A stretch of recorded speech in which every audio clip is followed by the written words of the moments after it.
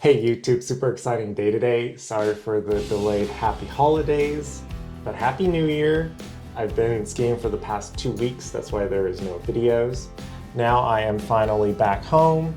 Last video we tried to fix that. I was able to clean it and get water flow, but one of the oddly shaped O-rings was broken, so it was constantly leaking. I'm just gonna go to Home Depot right now and pick up a new one. I should probably do some research, but the plan is to bring that with me and find a replacement.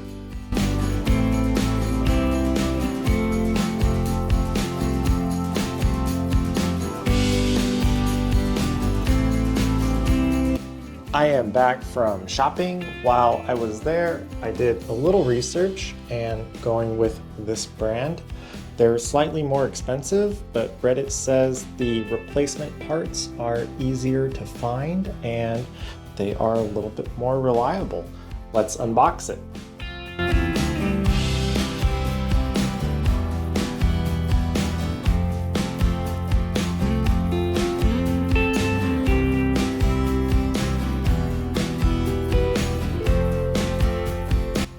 The first few steps looks pretty simple.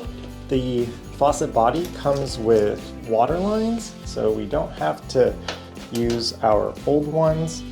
Once we place it in with the gasket that it comes with, the mounting bracket looks like this with a fastener nut to hold everything together.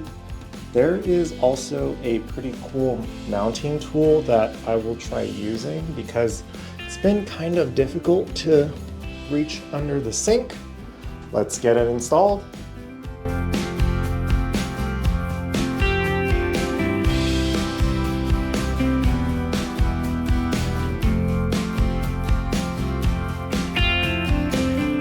The next step is to install the drain assembly. But we have this pretty simple, cheap click one. If I need something better in the future, I might end up coming back to install these two pieces. But for now, we don't need it. So we could skip to the last step of connecting the hot and cold. That part was pretty easy, so I didn't show it on video. This thing was really helpful in getting behind the sink to help fasten the faucet into place. Everything works. So happy to have running water again. Video number 187 done.